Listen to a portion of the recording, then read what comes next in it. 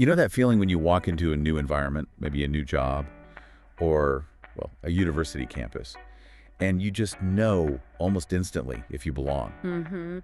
That sense of belonging. Or sometimes the lack of it. Exactly. And that's something universities across Europe are really grappling with now. I mean, our campuses are becoming incredibly diverse, which is wonderful, right? Absolutely reflects the world we live in. But it brings challenges, big ones. Like, how do we make sure everyone, every single student, staff member, no matter their background, feels genuinely included, feels like they have a fair shot? Yeah, equal opportunities. It's crucial. So today we're doing a deep dive into a really exciting initiative tackling this head on. It's called Promoting Inclusive Campuses for Equity and Diversity, or Inclusive Uni for short. Right, the Erasmus Plus funded project. That's one. And it's not just some small program. It feels like a really significant effort to change how universities operate, how they think about inclusion. It aims for fundamental change, yeah. So our mission today is to really unpack this. We want to get into its core purpose, the big vision. Okay. Explore the team behind it, the consortium. Who are they? What do they bring? The expertise, yeah. And then look at the practical stuff. What are they actually doing? What tools are they creating? Tangible output. Exactly. And who benefits? Who is this all for? And ultimately, what kind of impact are they hoping to make? It feels like a potential blueprint, really. A blueprint for a more tolerant, more sensitive campus culture. Precisely. And I think there are lessons here for all of us, way beyond universities. Definitely. Okay, so let's start at the beginning. The core purpose. What is Inclusive Uni fundamentally trying to achieve? What's the big idea? Well, what's really interesting, I think, is that it's a direct response to what's happening on the ground. Campuses are more diverse. Right, through migration, changing societies. Exactly. So the core purpose is to really boost universities' their capacity to create environments that are truly inclusive. And not just on paper. Not just on paper, and crucially, not just in the classroom. It's about all university settings. Think admissions, the library, student services, everywhere. Okay, the whole ecosystem. The whole thing. The aim is to give staff, both the academic faculty and the non-academic administrative staff, the knowledge they need, the skills, and maybe most importantly, the kind of inclusive attitudes and behaviors to make sure every student feels like they matter, that they're respected, and they have genuine equal access to everything. So it's about fostering a certain kind of culture. Exactly. A culture built on tolerance, on sensitivity, and appreciating pluralism, seeing diversity as a strength. That sounds really ambitious, in a good way. Yep. Comprehensive. Right. But shifting a whole culture. That's huge. What are the specific steps, the objectives they've set out? Yeah, you need concrete steps. So they've outlined several key objectives. First, promoting inclusive teaching practices. In the classroom. Right. And innovative ones, too. Maybe using digital tools, even AI, to make learning more accessible for everyone. Interesting. AI for inclusion. Yeah. Second, they want to enhance the university's overall capacity for inclusion. So providing solid resources, good training. Building the infrastructure for it. Exactly. And a really key piece, often missed, is focusing on the non-academic staff. The administrators, support staff. Right. Fostering inclusive behaviors there. And developing intercultural competence across the board for everyone. That makes sense. Those interactions are constant. They are. Plus, raising awareness generally, getting people to think about unconscious bias. And empowering staff, not just knowing the rules, but knowing how to handle difficult situations like discrimination effectively. And knowing the policies behind it all. Wow. Okay, so it's skills, awareness, policy, behavior. It's multi-layered. It really is. It's trying to build both individual capability and make the whole system more resilient and fair. I can see how that goes beyond just, ticking boxes.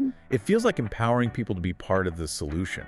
Imagine if every encounter on campus felt like that. That's the goal, isn't it? Okay, the vision is powerful. But you're right, an ambition like this needs serious horsepower behind it. It's not a solo effort. Definitely not. So who is behind Inclusive Uni? What kind of mix of expertise did they bring together for this consortium? That's a great point because the collaboration is fundamental here. You need different angles, different skills for something this complex. Right. So the consortium brings together 7 organizations from 6 different countries. It's a real blend. 7 orgs, 6 countries. Okay. It's led by Necmettin Erbakan Üniversitesi in Turkey. They handle the overall project management, and they're also leading the face-to-face training delivery.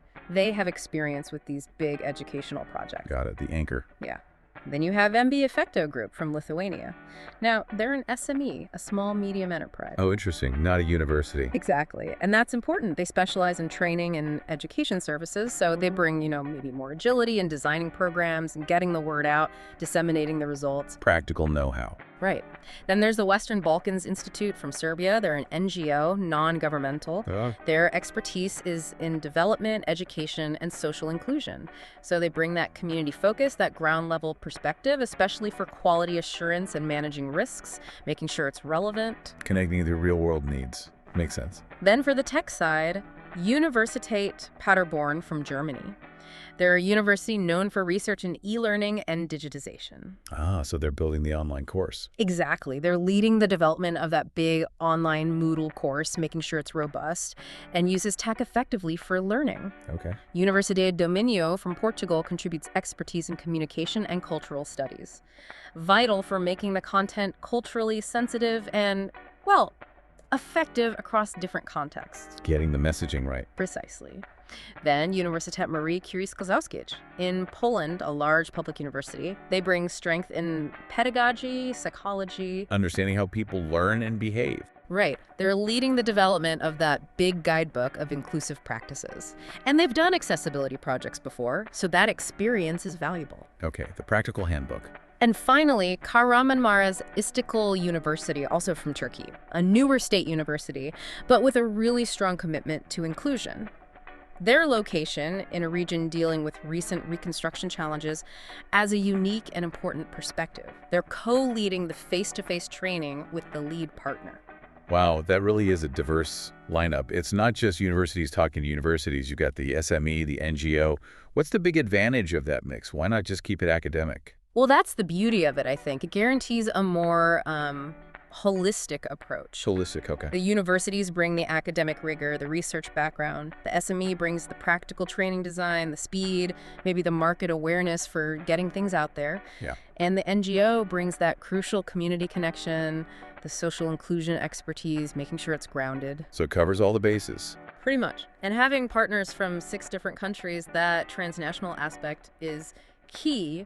It forces everyone to share, to compare, to adapt ideas across cultures. Learn from each other. Absolutely. And it really helps embed those core EU values like respect and equality in a practical way across borders. It stops you from just working within your own assumptions. That makes a lot of sense. A richer result, presumably. Definitely. Okay, so powerful team, clear vision. Let's get down to the nuts and bolts. What are they actually producing? What are the tangible things, the tools, the activities that will make a difference day to day on campus? Right. The deliverables, they're focused on concrete results. There are 3 main ones. 3 main outputs. Okay. First, the face-to-face training programs. These aren't just generic workshops, they're tailored. Tailored how? Well, for academic staff, there are 4 modules. They cover understanding diversity, inclusive teaching methods, culturally responsive approaches, creating accessible learning spaces. Really practical stuff. Right. And for non-academic staff, there are 2 modules focused on their roles fostering inclusive behaviors day to day, understanding the relevant laws and policies. Okay, specific to their jobs. Exactly. And importantly, these are delivered in the local language in each partner country. Ah, so more accessible and engaging. Definitely. Second big output, a 4-module online Moodle course. The one Paderborn is leading. That's the one. This is designed to be open access, available to both academic and non-academic staff anywhere. Open access is huge. It is. It's in English, but with subtitles and translations in all the partner languages. So the reach is much wider, and people can learn at their own pace even after the project ends. Supports continuous learning. And aligns with digital goals in Europe, you mentioned. Exactly. Leveraging digital for wider access. Okay, and the third deliverable? The third is a guidebook of inclusive practices. The handbook from the Polish University. Right. And again, very practical. Best practices, actionable strategies for promoting inclusion and diversity for both staff groups. So something you can keep on your desk, refer back to. Precisely. And it's also designed to be useful for university inclusion offices, maybe as a framework or a starting point. Got it. Training, online course, guidebook, a solid toolkit. I like the sound of those tools. They feel very grounded. But you mentioned innovation earlier. Are there specific innovative elements within these activities, things that make them different from standard diversity training? Yes, absolutely. They've embedded some really interesting innovations. One example is in the training scenarios. They'll use real-life case studies, of course. Standard practice? Right. But they'll also use AI-generated scenarios. AI, how does that work? Well, the idea is that AI can create a much wider, more nuanced range of situations than humans might think of. It can introduce subtle variations, unexpected challenges, complex dynamics. Things that might reflect unconscious bias or tricky intersectional issues? Exactly. It pushes staff to think on their feet, develop more creative and adaptable, inclusive responses, maybe confronting biases they didn't realize they had. It moves beyond predictable examples. That's genuinely innovative. Yeah. Using AI to broaden perspective. Yeah. Another innovation is the holistic approach to diversity itself. What do you mean by holistic? Instead of focusing on separate issues like disability here, gender there, ethnicity over there, it tries to integrate understanding across the full spectrum of identities and experiences. So considering intersectionality. Precisely. Understanding how different aspects of identity overlap and influence experience, it gives staff a much richer, more complete picture. Okay. Then there's the multilingual, digitally accessible nature of the Moodle course that's innovative in its scale and reach. And the guidebook, as a really practical go-to reference, is quite novel in this context. And the partnerships. Yes. Fostering those collaborative partnerships across campus involving student unions, admin departments, faculty, that systemic approach is also a key innovation, making inclusion everyone's job. It sounds less like a one-off event and more like building an ongoing system, an ecosystem for change. That's exactly the intent. Enduring resources, continuous learning. Okay, so we know what they're doing, how they're doing it, and the team behind it. Now let's talk about the who. Who are these resources ultimately for? Who are the main target groups? Well, the primary targets are very clear. First, academic staff. You know, the professors, lecturers, researchers, instructors. Ones in the classroom designing courses? Exactly. They're absolutely vital for putting inclusive practices into action where students learn.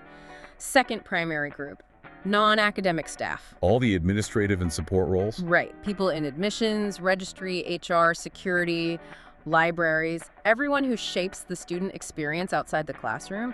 Ensuring they practice inclusive behaviors is critical for the whole campus feel. Okay, those two groups make perfect sense as the direct focus. But the impact, the benefits, they ripple outwards significantly. How so? Who else benefits? Well, most obviously tertiary level students, they're the ultimate beneficiaries really.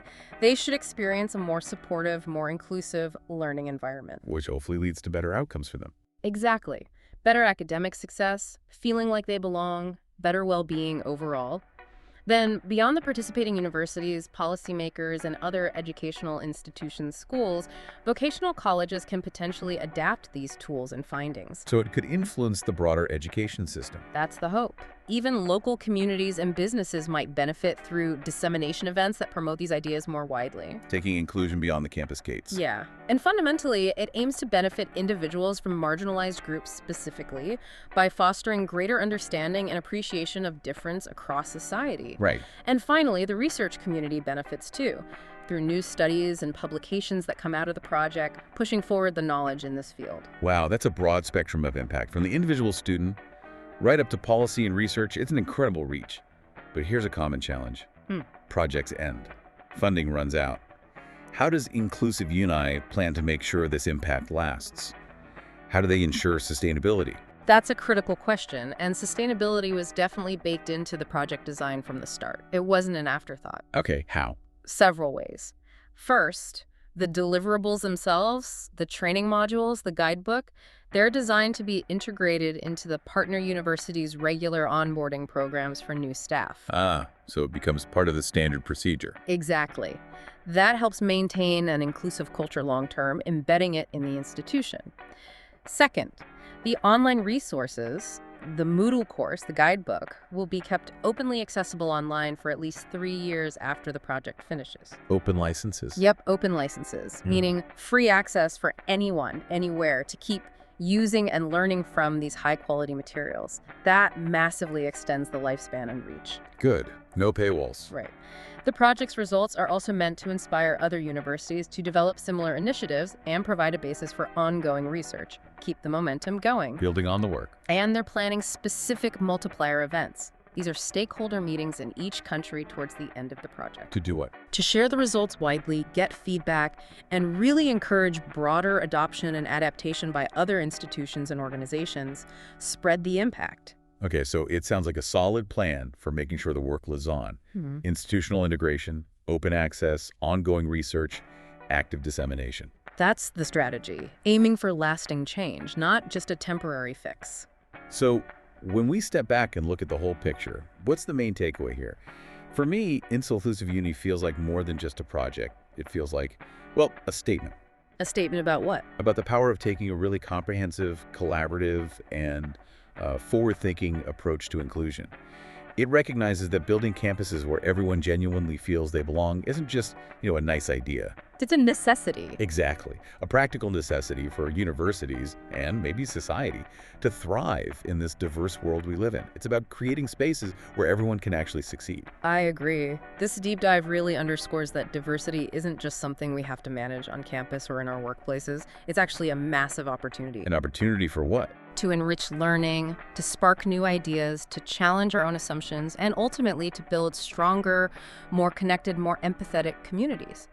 Which leads to a final thought, maybe for everyone listening. Yeah. What concrete steps can you take in your daily life, whether you're in education or somewhere else entirely, to actively create a more inclusive space around you?